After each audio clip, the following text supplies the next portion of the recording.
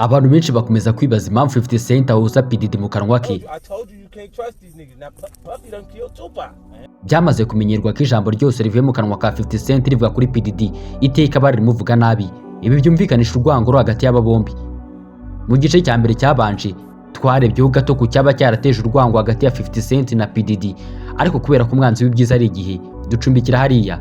Muri iki kiganiro tugiye kumireza aho twasubikiye ikiganiro cyacu, aho twabonye ko 50 Cent yari abiguyemo.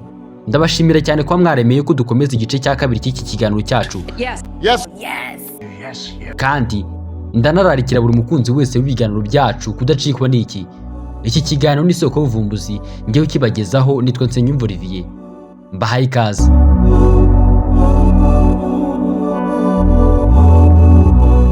Niba mubyibuka neza, twasoje igice cya mbere twibaza ku wagerageje kwica 50 Cent. Reka tugaruke inyuma gato. Muribuka umuntu twabonye wafashe 50 Cent kwandika imirongo y'indirimbo ye ya mbere akanamwigisha uko azajya yandika izindi ndirimbo. Reka mubibutse, Jam Master Jay. Uwishe Jam Master Jay, 50 Cent yafataga nk'uwamuzamuye muri kariyeri y'umuziki, ni nawe wagerageje kwica 50 Cent. Supreme. Ubu noneho tumenye impamvu 50 Cent yavuze nabi Supreme mu ndirimbo ye yise Ghetto Kulan. Nuko byavuzwe cyane ko Supreme wagiye yashinjwe ibyaha by'ubwicanyi kenshi, ari nawe wishe Jam Master Jay wari inshuti magara ya 50 Cent.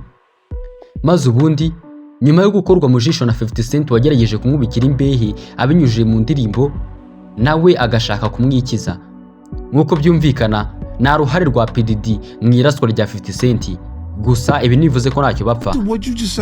Bijya gutangira, P Diddy yagaragaje ubwibone imbere ya 50 Cent. Baza ngo byagenze bite? Hari mu mwaka wa 2003 ubwo P Diddy na 50 Cent bari bagiye kujya mu bukwe bwa Chris Light. Ubundi P Diddy abwiye ijambo 50 Cent ryamubabaje kugeza n'uyu munsi nk'uko abigaragaza. Umvuka bivuga.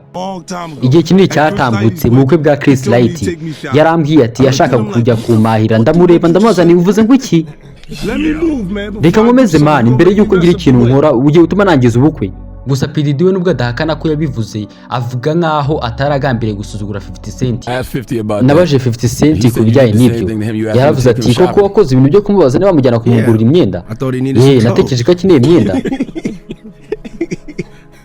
Iki ndi umuntu mwiza.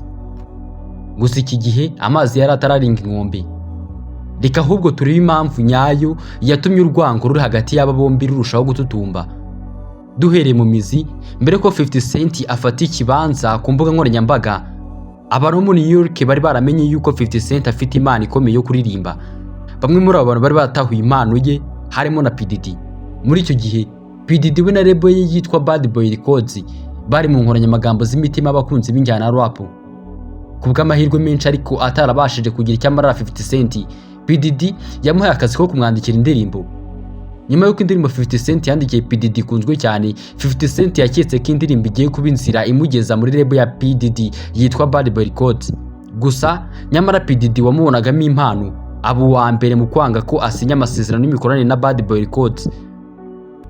Ngima P Diddy yanze ko 50 Cent ajya muri label ye, nuko 50 Cent yari agifite inkuru yahashize he huzuye umwanda. Murabyumva nyine, nk'umwana wese wakuriye imihanda kugira hashize h'ubunyangamugayo ntibyari byoroshye.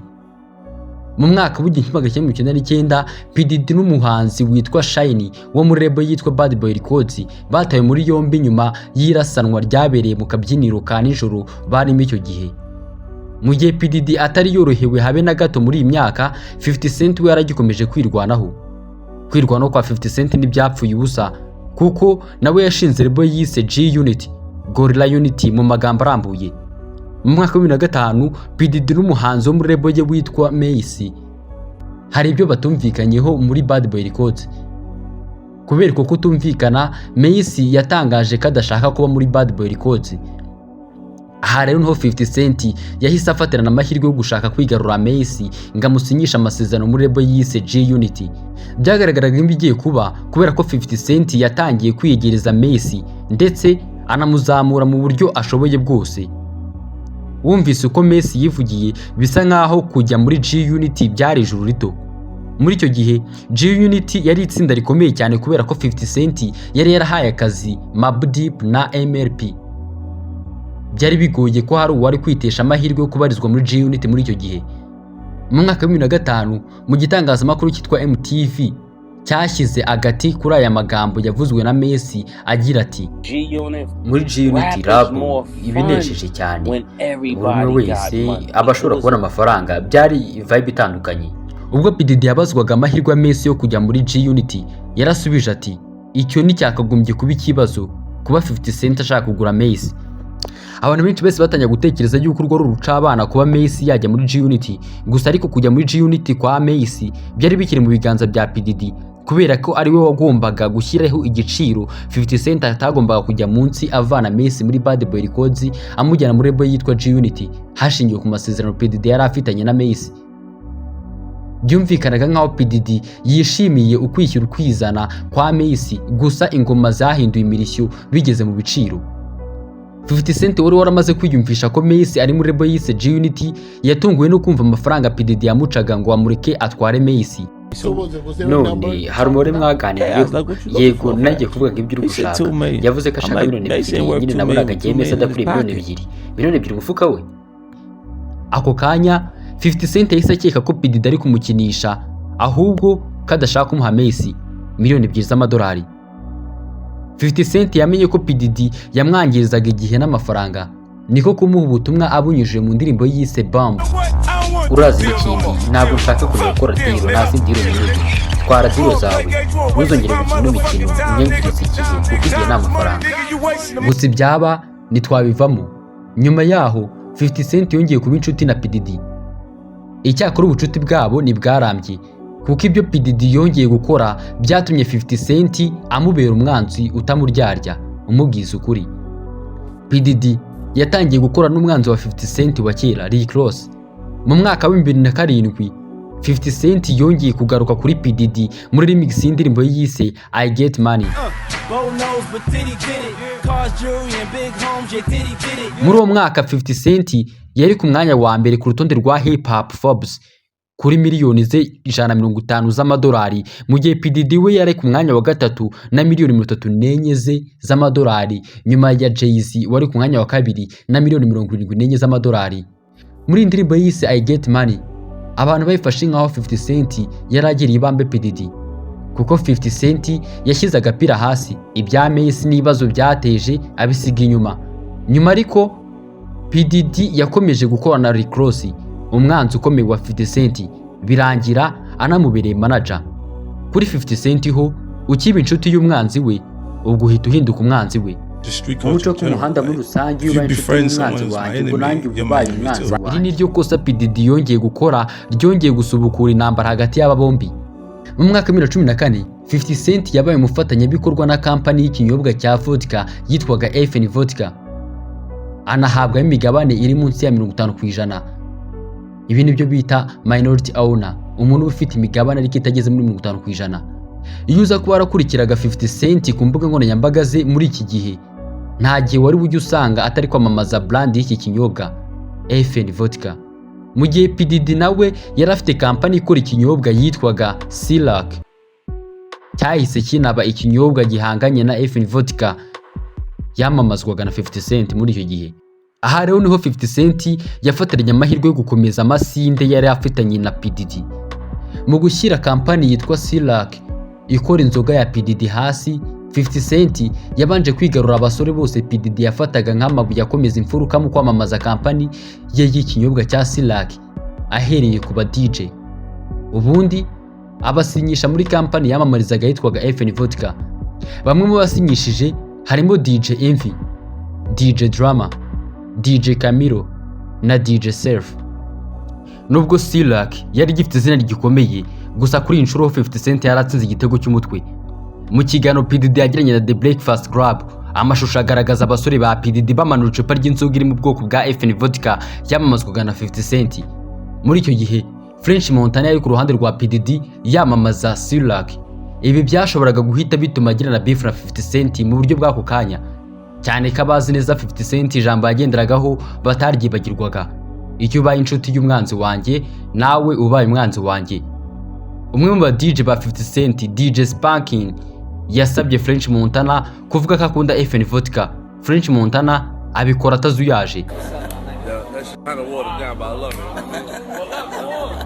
Icyakora muri icyo gihe ntabwo yari azi neza kwihisha inyuma y'iki kinyobwa ari 50 Cent, umwanzi wa P Diddy. Amaze kubimenya nibwo yahise asobanukirwa neza ikosa yakoze yamamaza ikinyobwa cy'umwanzi wa boss we P Diddy. Niko gukosora amakosa yakoze, yifata amashusho ari kujugunya amacupa ya FN vodka mu bishingwe. Uko nuko yumvamo ibijyanye n'umwanda wawe. Ibi ni ibiki?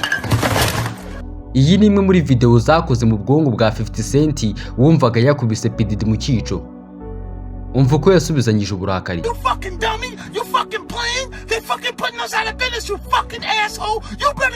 Nyuma yaho mu mwaka wa 2017 byarangiye 50 Cent agurishije umugabane we yari agifite muri kampani ya FN Vodka, bivuga ko wari uhagaze agaciro ka miliyoni 30 z'amadolari. Ubundi intambara y'ibinyobwa yagiranye na P Diddy ayirangiza atyo. Gusa nibyo birangiriye aho. 50 Cent yari agifite ibirego byinshi arega P Diddy. Mu mwaka wa 2018 50 Cent yongeye kwibasira P Diddy kubw'amahirwe make ya P Diddy. Uyu ni nawo mwaka uwahoze ari umukunzi we Kim Porter yapfiriyemo. Ngira ngo mwibuka indirimbo 50 Cent yamuvuzeho ashotora P Diddy. Gusa 50 Cent yirengagije beef afitanye na P Diddy, yandika amagambo agira ati: "Ruhukira amahoro Kim Porter, ndihanganisha inshuti ze n'umuryango we, yarakunzwe kandi azahora akumbuwe. Ndabizi Puff yagizweho ingaruka kubera yuko yamukundaga bya nyabyo. Yaro basangiye roho ndetse yakomezaga Puff mu buryo bwiza gusa. Intambara z'aba bombi zari nk'iz'abavandimwe." Mu myaka yakurikiyeho 50 Cent yagiye ku ruhande rwa P Diddy yirengagije ibibazo bagiranye. Kugirana ikibazo na 50 Cent kwa P Diddy bisa nk'aho akenshi byagiye bituruka ku ruhande rwa P Diddy. Bidateye kabiri, ku mbuga nkoranyambaga hatangiye gucacana amafoto agaragaza P Diddy afatanya agatoki ku kandi n'uwahoze ari umukunzi wa 50 Cent, Daphne Joy. Abantu benshi batangiye gukeka ko hagati ya P Diddy na 50 Cent hagiye kwaka umuriro. Gusa ku bw'amahirwe 50 Cent arabyirengagiza biratambuka. Kuri iyi nshuro 50 Cent yanze kuvanga amarangamutima muri business. Nubwo muri iki gihe cyose 50 Cent yigize nk'aho ari kumwe na P Diddy, yarimo amubara. Yategereje igihe kinini cyo kumuhemukira agendeye ku ntege nke ze. Umwaka wa 2023 wabereye aba bombi umwaka wo guhugira mu kazi, gusa umwe muri bo niyahiriwe n'uyu mwaka. KFD yatawe muri yombi nyuma yo guhamya n'icyaha cyo kwica Tupac Shakur amurashe. Aya ntabwo yari amakuru meza kuri P Diddy kubera ko imyaka myinshi P Diddy yimaranye na KFD. Byakunzwe no kuvuga ko yaba ari we wishyuye miliyoni 1 y'amadolari KFD ngarase Tupac. Ibyo byose uko byabaga hari uwabaga arimo arabireba yicicikeye. Uwo nta wundi ni 50 Cent. Mu gihe P Diddy yari atangiye kubura yacira n'ayamira, 50 Cent yarimo atangaza iby'iyi nkuru ku mbuga nkoranyambaga ze. Kuri iyi nshuro ntabwo 50 Cent yongeye gufata mikoro nk'umuririmbyi, ahubwo yifashe nk'umunyamakuru, umutangabuhamya n'umubarankuru wa filime igaragaza ibyaranze ubwicanyi bwakorewe Tupac Shakur bugizwemo uruhare na P Diddy. Nko mu minsi ishize 50 Cent yanditse ku mbuga nkoranyambaga agaragaza ko yamaze kugurisha umushinga wa filime mbarankuru na Netflix igaruka ku birego bishinjwa P Diddy. Iyi filime bayise Did He Do It. 50 Cent ari mu bambere bashinjaga P Diddy gutanga amafaranga ngo Tupac yicwe. Ibi yabivuze inshuro irenze imwe mu buryo bweruye. Muri konseri yarimo yaragize ati: "Uretse gato ubanza mvuze ku mabara ya Puffy kubera ko yatumye Tupac yicwa." No mu mwaka wa 2016 yavuze aya magambo agira ati: "Narakubwiye ni wakizera aba bantu, Puff nishe Tupac man." P Diddy ashobora kuba aheruka kugira amahoro akiri uruhinja kuko mu kwezi kwa 11 k'umwaka wa 2023 uwabayeho umukunzi we mu myaka myinshi yatambutse Cassandra Ventura yatanze ikirego kirega P Diddy kumukorera ihohotera rishingiye ku gitsina. Ntabwo ari we gusa wareze ibi birego kuko abantu benshi yagiye ahohotera. Ibyo byose uko byabaga hari abikwirakwizaga hirya no hino ku mbuga nkoranyambaga ni 50 Cent. Amakuru mabi kuri P Diddy iteka yabaga ari amakuru meza kuri 50 Cent. Kugeza n'ubu ihangana riri hagati ya P Diddy na 50 Cent iracyakomeje. Gusa nubwo bimeze bityo, imwe mu nkomoko y'urwango 50 Cent afitiye P Diddy ni uko avuga yuko yaba yarishe Tupac kandi nawe hoza ari inshuti ye. Gusa ikigaragara cyo nuko P Diddy akomeza kwishyira mu bibazo by'urudaca. Kuri ubu izina rye ririho ibirego bishingiye ku ihohotera rishingiye ku gitsina bitagira ingano, baba abagore baba abagabo. P Diddy ashinjwa kubangiriza ubuzima. Iyi nayo ngingo tuzagarukaho ubutaha. Mukeneye ko ingingo tuzayigarukaho, mwakongera mukadushyigikira mwandika ijambo yego cyangwa se mukaduha igitekerezo ku zindi ngingo mushaka. Nimunyemerere rero iki kiganiro tugisoreze hano, tuzasubire mu bindi biganiro. Nitwa Nsengiyumva Olivier, iyi ni Isoko y'Ubuvumbuzi. Naho ubutaha.